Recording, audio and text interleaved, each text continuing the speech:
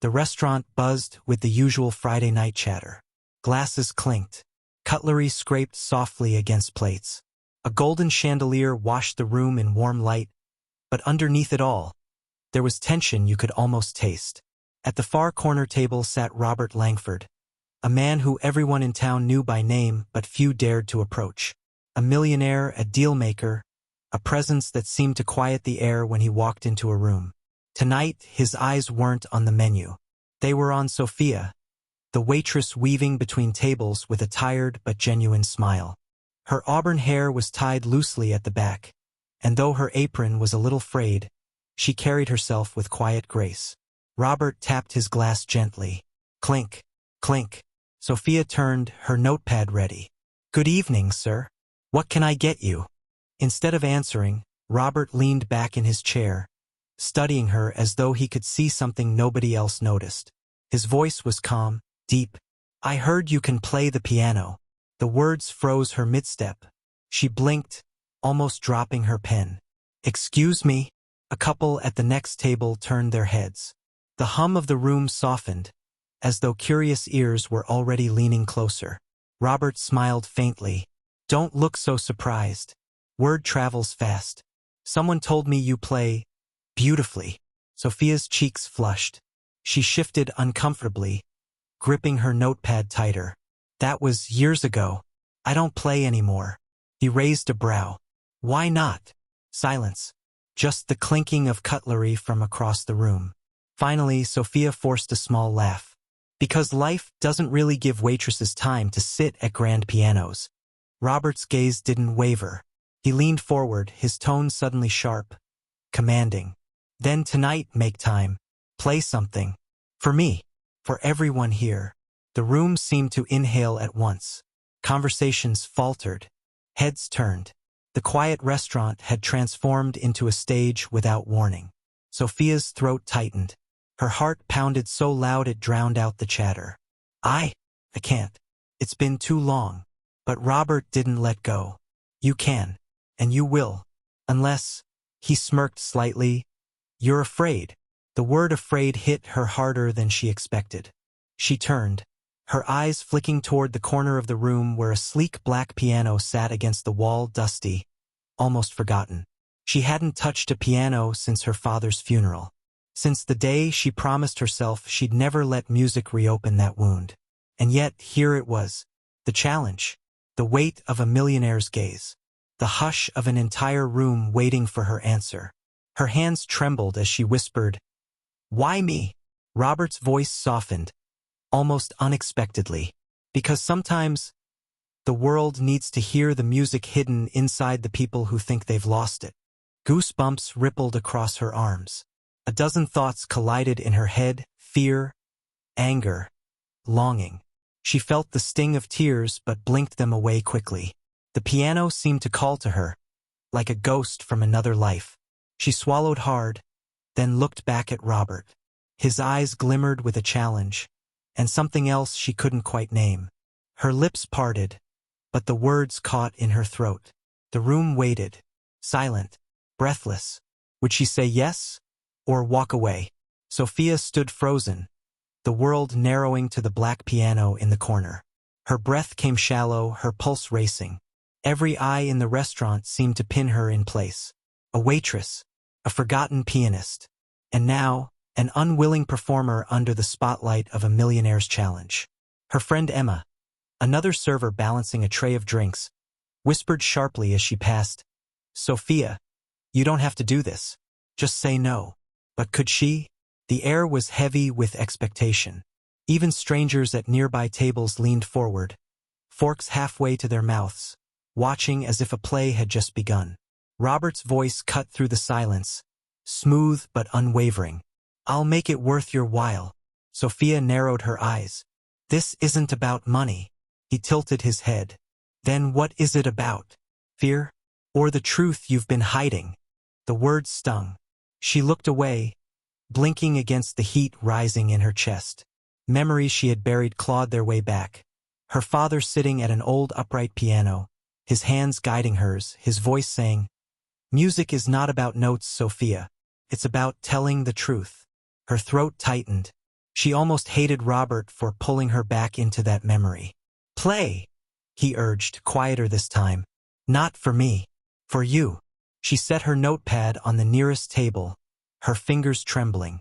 The walk to the piano felt like crossing a bridge over a canyon. Every step echoed in her head. What if I fail? What if they laugh? What if I've forgotten everything? The piano loomed larger with each step. Its polished surface reflected the chandelier's glow. She brushed her hand across the lid, and a thin layer of dust clung to her skin. Behind her, the restaurant fell utterly silent. Not a clink, not a whisper, just breathless waiting. She pulled out the bench and sat down. The cushion sagged beneath her, familiar in its resistance, as though the piano itself still remembered her weight. Her fingers hovered above the keys. White and black, a battlefield of memories. She closed her eyes. For a moment, she wasn't in the restaurant anymore. She was 12 again, in a small living room, her father leaning over her shoulder. She could almost hear him say, "Start with one note, just one. The rest will follow." Her chest rose and fell as she inhaled sharply. The room leaned in. Emma clasped her hands at her chest, whispering, "Come on, Sophia." Robert sat back, his expression unreadable, but his eyes shone with anticipation. Sophia's finger touched the ivory. A single note rang out, clear, fragile, like glass shattering in a quiet room. A ripple of energy spread through her, through the room. The sound wasn't perfect. It was raw, but it was real. Her hand trembled, but then the second note came, and a third. The beginnings of a melody she hadn't touched in years stirred to life, shaky but alive.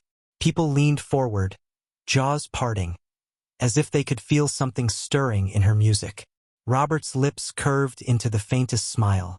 But just as Sophia began to lose herself in the rhythm, a voice cut through the silence from the far end of the room, low, mocking, and sharp. "Wait her? She thinks she can play."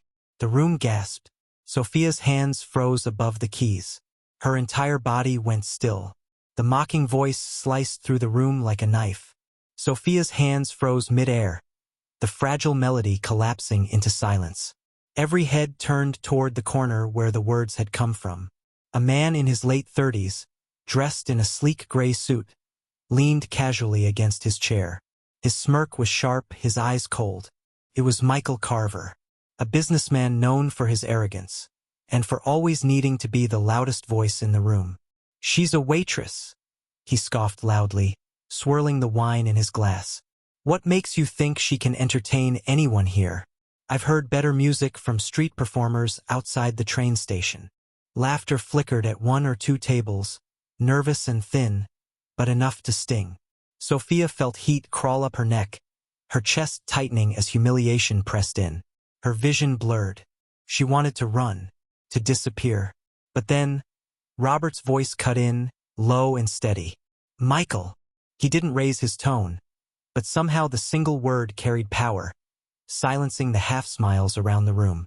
Michael arched a brow. "What? I'm just saying what everyone's thinking. Let the professionals play." "Not." His eyes dragged over Sophia dismissively. "Her."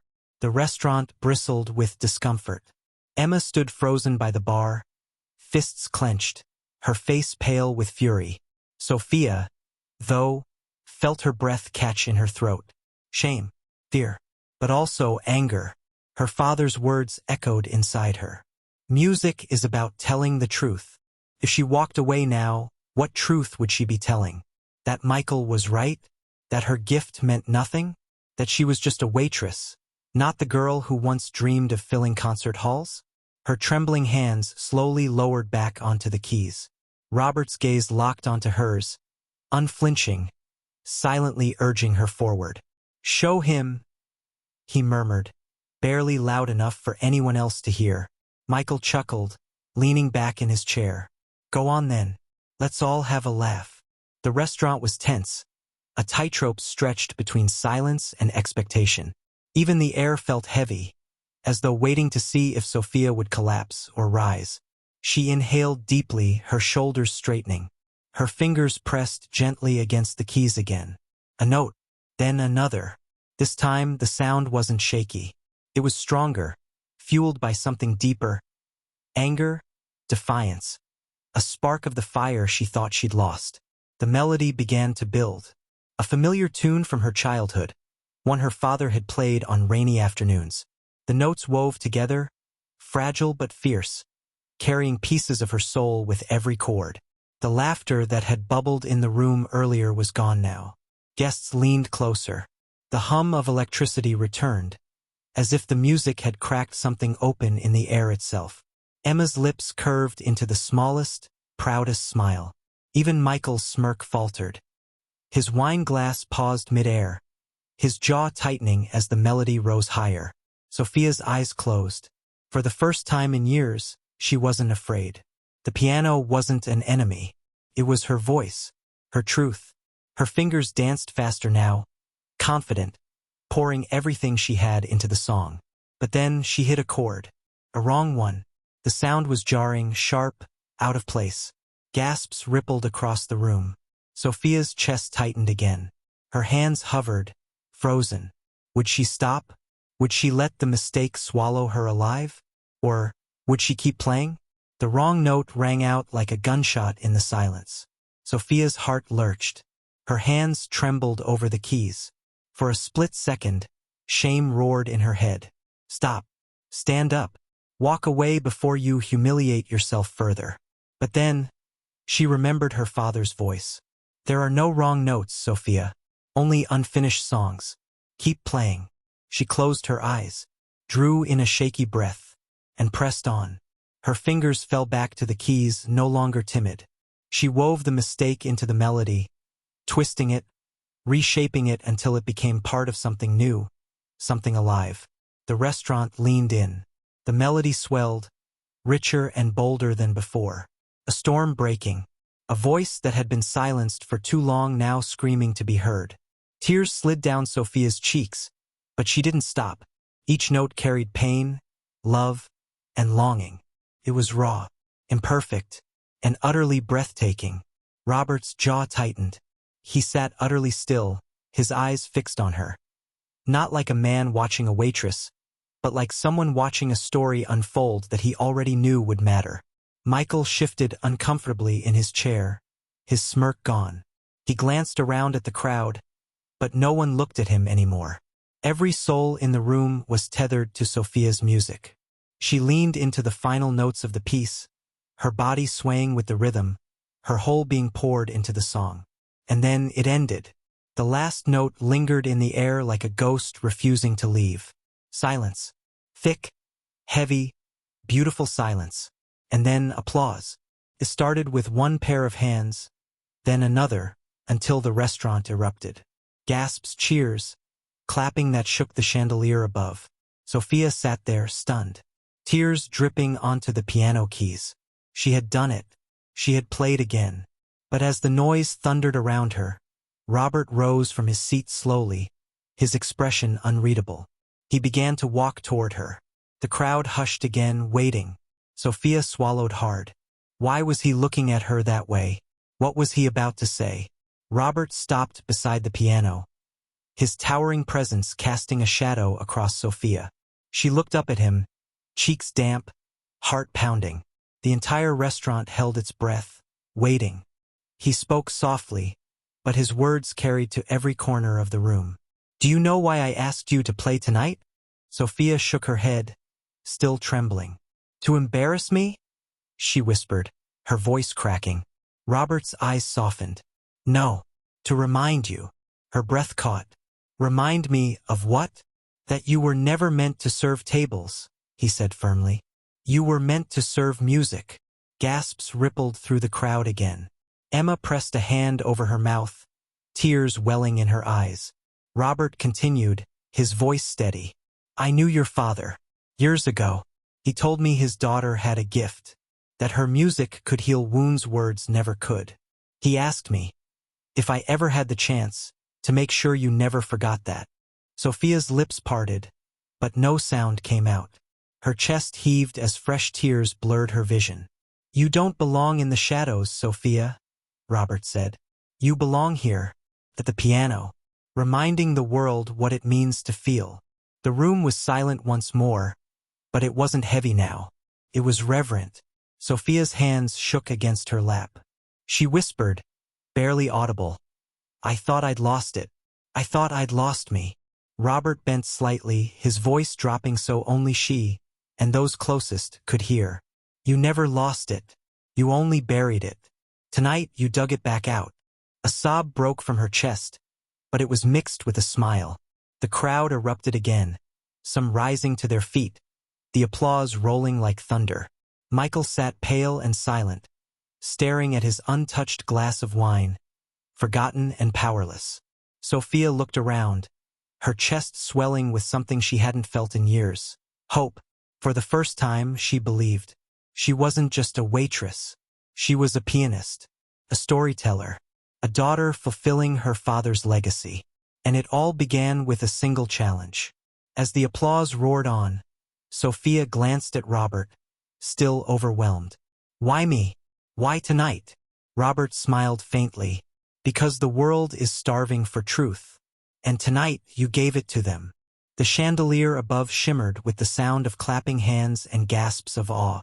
Sophia placed her hands back on the keys. And this time, when she played again, it wasn't for Robert, or the crowd, or even her father. It was for herself. For the little girl who had once believed her music could change the world. And maybe it still could. Sparkles, and now I'll leave you with this. If you were Sophia, standing at that piano with the whole room waiting, would you have walked away, or played?